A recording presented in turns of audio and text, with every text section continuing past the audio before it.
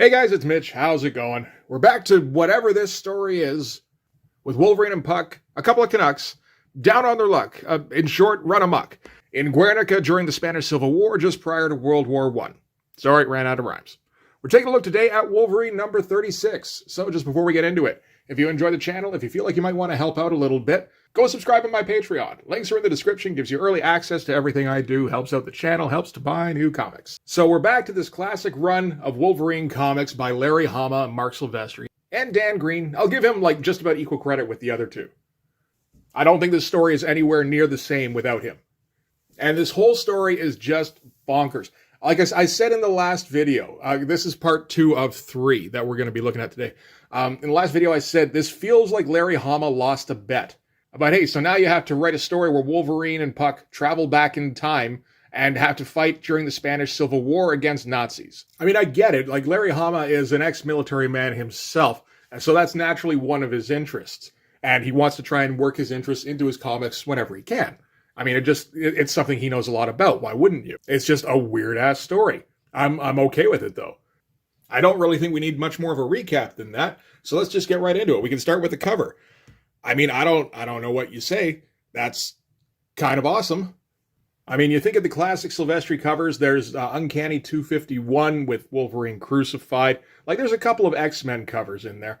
I don't feel like I get this one brought up too often, but god damn, it should be. Just Wolverine in costume, smoking a stogie, looking a bit more Nick Fury than Wolverine maybe in the pose and the weapon. And a little pile of casings here. This is pre-plat. This is before he set the bar for what you do with casings. The figure itself is pretty good. And I mean, like, how do you see this and not go, I got to pick up that comic, right? If we've been reading this comic up until, like, with this creative team up until now, we know there's a chance that what's on the cover, regardless of how ridiculous, has a decent shot of getting in the book. So let's get into this. All right, we're going to start off with a big old splash page. This is, as I said, Larry Hama doing the script, Mark Silvestri doing the pencils, Dan Green doing the inks, Pat Brosseau on lettering, Mark Chiarello on coloring. Not familiar, but he doesn't do a bad job in this at all. So when last we left our heroes, Wolverine and Puck had been stranded in 1937 during the bombing of Guernica. This is one of the first aerial bombings on record, and of course it inspired Pablo Picasso's famous painting. So this was after Puck and Wolverine had appeared in an arena in Spain, and Puck had to jump into the arena to go and matador a bull. Apparently he did that when he was younger, and when he was actually like regular size person height. And of course, since he got shrunk down to half size, he'd never really been able to do that since, so he had to take the opportunity now that it had been presented to him. So immediately after that, the Luftwaffe flies overhead, and they bomb the shit out of the place. So now, Wolverine and Puck, and Puck's friends here, Inez and Ernesto, are fleeing the scene. They bust through a phalangist roadblock in their automobile here, and helpfully Larry Hama explains to us that phalangists are fascist rebels fighting to overthrow the Spanish Republic aided by Nazi Germany and fascist Italy, which is kind of an important thing to know. We're actually going to need to know that. And this is a wild splash to start things off with. Kind of in media res. You know, we're not like just setting the scene here. We're getting thrust right into the action. As they drive through the roadblock here, we've got them surrounded by Nazi troops. And meanwhile, in the background, we've got all sorts of smoke going up into the sky and, you know, the Luftwaffe flying overhead. And it's pretty great looking stuff. Mark Silvestri is going a little heavier on the shadows on the Nazis in the background here, giving them slightly more realistic shadows compared to what he's doing with the occupants of the car here, where they're a bit more line drawn. Like Inez here she's got her shadows going properly. The other guy's not so much, because that would obscure clarity. But little decisions like that are the kind of thing that break my brain. You know, if you're going to try and light something correctly, then I don't see how you leave parts out. But that's what makes it a good drawing. Otherwise, you'd completely lose track of Logan here. You know, Puck here, maybe you might be able to see him fairly clearly. And putting a whole bunch of black on the guy in the front here to kind of frame the image. It's wild looking stuff. This is an excellent opening splash page. And that smoke looks damn good too. A lot of black in there. This issue is going to suffer from the same problem the last issue had, actually, where there seems to be something off with the printing, where it's thickened everything up. which isn't the worst thing with the art. You'd like to get it. Sometimes Dan Green gets a little bit of a fine touch in there with the ink. So, you want to be able to see that. But if it's a little bit blotchy, that's not the worst thing. The worst thing is probably with the lettering, because it gets a little difficult to read here and there.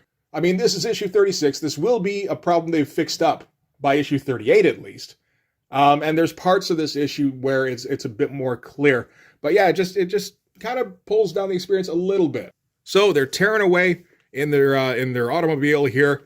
And of course, we've got the Nazis commanding the Spanish rebels. So they don't understand one another at all. Nazis naturally are being assholes. Spanish rebels aren't being particularly not assholey. And they shoot up the car here, managing to sever the steering linkage. Wolverine yells about the brakes. Ernesto goes, well, we lost them like 5 miles back. So they're just going to go smashing right into a storefront here. And they're going to quickly take some cover. This is a great looking sequence. Very clean. I would expect this, like with Mark Silvestri and Dan Green, they tend to go pretty fast, although they seem to have, they're indulging themselves a little bit on this, where they're allowing themselves to throw in more detail and just throw in more rendering, more noodling. But like thinking back to maybe like a year or two earlier, what Silvestri was doing on Uncanny, and like I would have thought this car would be just a little bit more cartoony, just a little bit bendy, but like it looks very well referenced actually. So the Germans are going to keep taking shots at the car. They're going to pepper it up. And Ernesto and Inez have a revolver that they can use, but like nobody can really hit a target from this kind of distance. Ernesto's like, if I had my rifle, that'd be one thing. So given that they don't really have any long range options, Logan's like, all right, I can think of a short range option. We got a tool belt with a hammer and a wrench lying just in reach here. So naturally he's going to scoop those up and he's going to go running headlong at the Nazis. Great shot here. Popping them out nicely with the lack of background and panel borders. Just a little bit of that crazy Mark Silvestri gestural flair with the shape of the figure.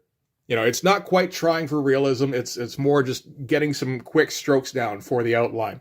He's so good at that. So Wolverine's gone running. He's not going directly at the fortified position. He's, running for cover first, and whoever's shooting doesn't know well enough to try and lead him. So his German commander bonks him on the head. Fun little panel here.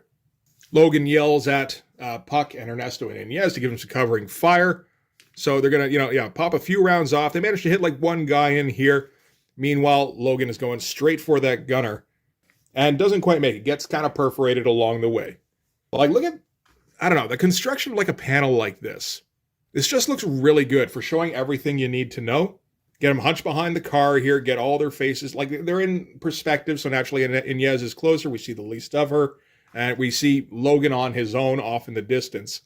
And there's a bit more realism to this than your average Silvestri shot. So I'm pretty sure this Ernesto person is based off of a real person. They say he's a writer. I'm afraid I'm not familiar. That's on me. But yeah, I think Silvestri is going to be pretty faithful to the version of him that he's going to be doing. So the Spanish gunner and his German officer assume that Wolverine is dead naturally because he's been shot a bunch. That tends to be the result. Only, of course, he's not, so he's going to spring up from where he was and just start tearing into Nazis and phalangists. Great looking stuff, nice and dynamic. So the other three can come out of hiding. That car is shot pretty much all to hell. And Wolverine comes back from the emplacement. There's no Nazis or phalangists left anymore. But he did get a gun. That's the most important thing. It's that gun from the cover. I'm not sure what kind it is. But I believe that it's probably accurate, knowing Larry Hama. So now we're going to move to the other side of Guernica, where an SS patrol is dealing with a local dissident who apparently killed 5 German soldiers very recently. And the method of dealing with this, of course, is to set her up on a half-track, hang a noose from a telephone pole, and then drive away and let her dangle. And we'll find out on the next page, but this is Lady Deathstrike, who at the end of the last issue got confronted by a German patrol. And just very nice looking stuff. A lot of it is silhouettes because we're kind of holding off on revealing who the identity of this particular dissident is. But it's also very striking looking stuff. And just a shot here of all the German soldiers. And man, that looks good. It's funny, you see the stuff he was doing on Cyberforce just like a couple of years later. And it doesn't have that kind of care anymore. So yeah.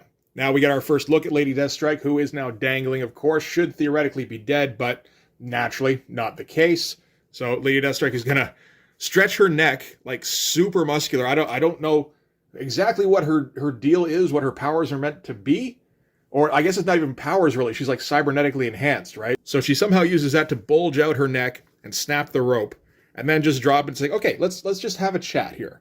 Some damn good stuff. Plucks a crow out of the air just to kind of, make a point a little bit. And then back in Australia at present day, where the Reavers are in the place that the X-Men took over from them. Again, I'm not sure what the timeline is here exactly, because at this point, at least, the Reavers should be long gone from Australia. But anyway, they're getting set upon by some kind of local twister. Donald Pierce realizes this isn't just like a normal tornado or anything like that. This is some kind of time tornado, which is the result of messing around with the timeline. And because the tornado gravitates towards Gateway, Donald Pierce realizes, okay, so it was him that caused it.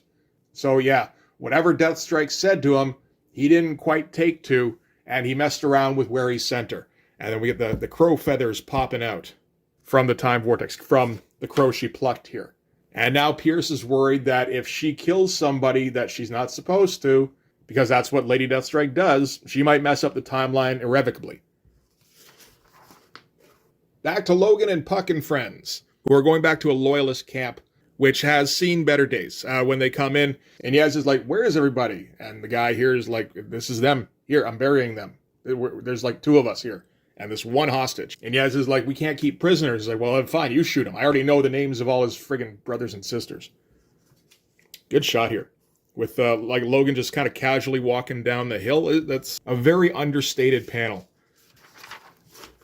All right, so now we're going to go back to Lady Deathstrike with the SS officer. So the SS, I guess, have determined at least that they might not be able to kill her, and even attempting to might get them all wiped out. So they're just going to kind of listen to her story. And the deal is that her father is alive at this time. He's a fighter pilot who, in her original timeline, kamikazed himself into an American cruiser. Before then, he was also a scientist who was working on creating super soldiers for Japan. So now, Deathstrike has an idea about hunting down Wolverine and, killing him and taking his body to her father in Japan and getting her father to extract the adamantium from Wolverine's body. And that way, he can fulfill his scientific pursuits and create an army of super soldiers for Japan that, she's promised to the SS guy here will also benefit Germany, of course. So with that and the promise that if he helps her in her pursuit, he'll be raised up in the German army to be even higher than Göring. The officer here is like, all right, man, let's get underway and help this crazy lady. All right, back to the camp where Wolverine and Puck are, and Logan spots a Messerschmitt, which spotted the smoke of the camp and is homing in on them. Puck goes running to try and save the horses, but he's a little bit late as the Messerschmitt drops a bomb, which kind of takes him out pretty handily. Nice all silhouette shot, looks pretty good.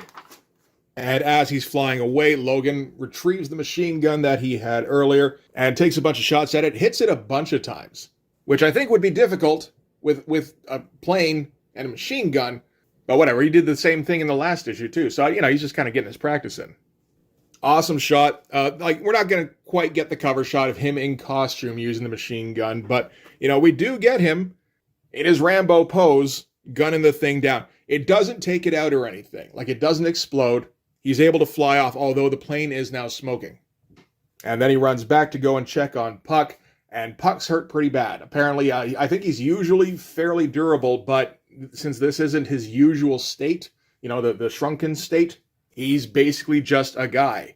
And being that close to an explosion has wounded him pretty grievously. So they're going to have to find a way to get him to a hospital. The closest way is through a mountain pass. And they're like, okay, well, we got to go now then, but we can't take this prisoner with us, so we're going to have to shoot him. And, he's just, I think he's 14 or something. He's not a full-on soldier or anything.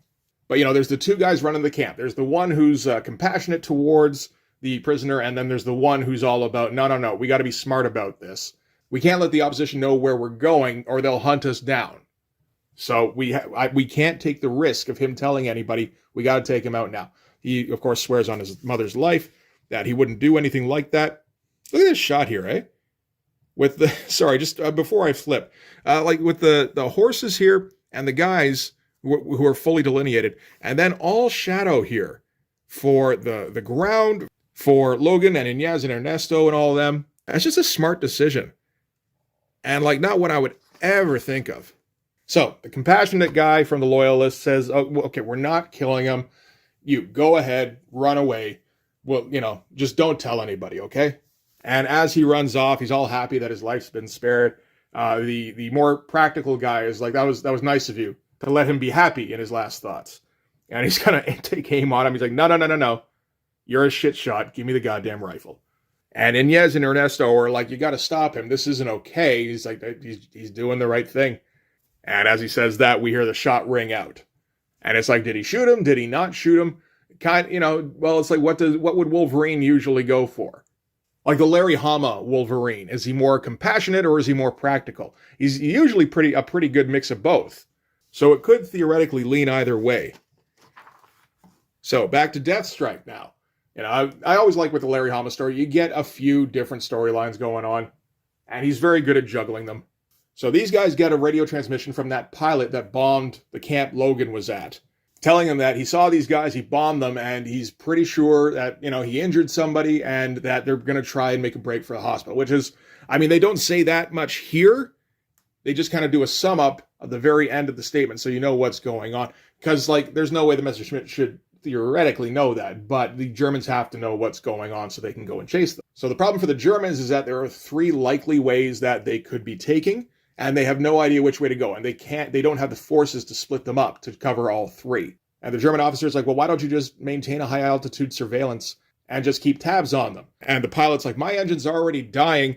If the fuel lines ignite, and then the fuel lines ignite. That's fun. And the debris raining down over the half track. And the German officer, of course, immediately moves on, doesn't really think about the pilot anymore. So they're trying to figure out which way to go to track down Logan and the Loyalists.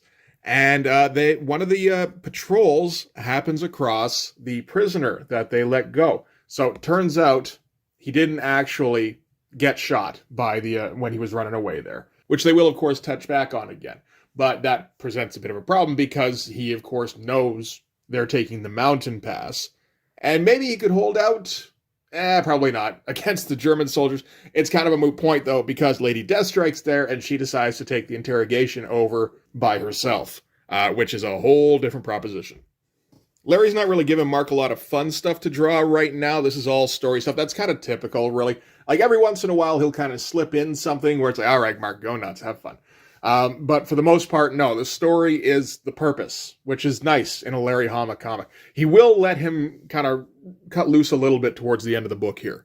So Logan and the Loyalists are taking Puck to the hospital through the mountains here. So Logan catches up with the empathetic guy here, and he's like, so you got any regrets about letting that kid go? Because he, intentionally missed when he took a shot at him. And it's like, no. I have faith in his integrity. He'll hold out.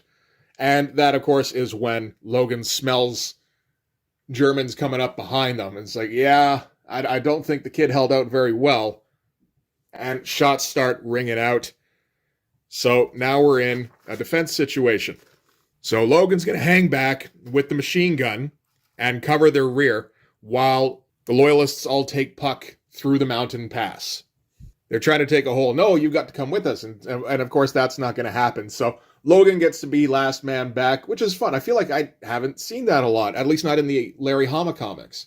And that's kind of ideal for him. Strange shot of Logan here. It's pretty good. It just doesn't really look like Mark. Everything else on here does, though. It's weird. So back to the Germans. They're trying to advance. They've seen Logan and the machine gun. They're just like, why isn't that thing opening up? It's because it jammed when he was gunning down that aircraft. And he hasn't really been able to do anything about it. So he's going to have to find another way to slow the Germans down. Luckily, for some reason, his suit came with him when he went back in time, which doesn't make any kind of sense. He's just like, how is it Puck changed back to his 1937 self and I didn't? Because Puck went back to being normal guy, not cut in half. Meanwhile, this is definitely 1991 Logan. It's like, worry about it another time. It's probably down to Gateway somehow. Doesn't matter. I get to put my costume on and claw up some Nazis now. Great shot of him pulling on his mask. Man, that's good. So, Germans start out throwing some grenades, blow up the machine gun. That's okay. Logan isn't anywhere near it. And what that does is it kicks up a whole bunch of dust. So we get this awesome shot of Logan coming out of the smoke right towards a couple of Nazis here. Like, man, that's good stuff. That doesn't look anything like Silvestri. That looks like Mignola or something.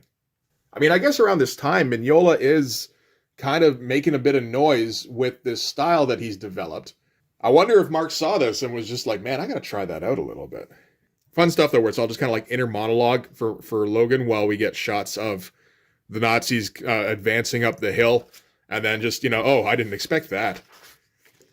This shot, not as good as I would have liked, I think. But, it's just Logan tearing into them.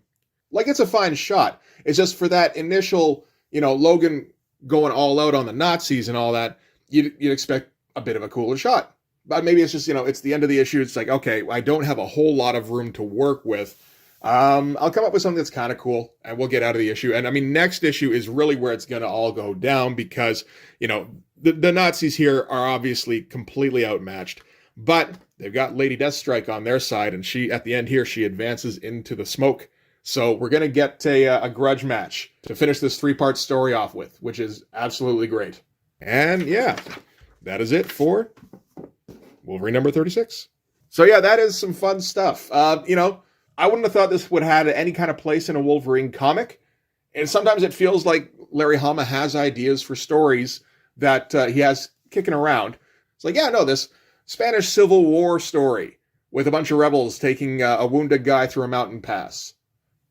That could be fun. And, he's got a due date coming up on a Wolverine script. It's like, you know what? I could adapt this. So absolutely excellent stuff. Just like a fun story, well written, with fantastic looking art. Everything in here looks absolutely great. This is my favorite era of Mark Silvestri by a mile, where he's trying every time. This is the thing. When he goes to Image later on, all of a sudden he's got no editors, he's got no writer, he's got no deadlines. He's got nobody he answers to, and I think he gets lazy. Which, I mean, I'm not going to blame a guy for. All of a sudden, he's a multi-millionaire. And if, drawing isn't your absolute passion in life, and I don't really think it is for him, I think he's just really, really good at it. And, it's like discovering you have some kind of ability with carpentry. But you're not, driven to make houses. It's just like, man, I'm just really good at this. I should get paid at this. It's just kind of a shame, because Mark's one of the best artists of this particular era, really. There's a lot of great artists at this time, but in terms of skill, I'd put 1991 Mark Silvestri up there with, Art Adams, with Walt Simonson, Mike Mignola, Frank Miller, whatever you want to put up. I think he can match them all. If he's got proper oversight, and he's got a good writer he's working with, and he's forced to keep a deadline, which will never happen again, right? So, more's the pity, I suppose. But hey, we still got 2 years of great comics out of Larry Hama and Mark Silvestri. So we're going to have some fun with those for a while. But for this one anyway, that's going to do it. Thanks very much for watching. If you like this video, please hit like, hit subscribe, hit the notifications so you know when the next one's coming out. Go over and subscribe on my Patreon. Gives you early access to everything I do, from the Blood Force stuff to the YouTube videos before they get uploaded to YouTube, as well as some Patreon exclusive content. You can also follow me on Instagram and DM me there for commissions. And you can join the Blood Force Discord server. But yeah, that's going to do it. Thanks again for watching, guys. I'll see you in the next one. Bye-bye.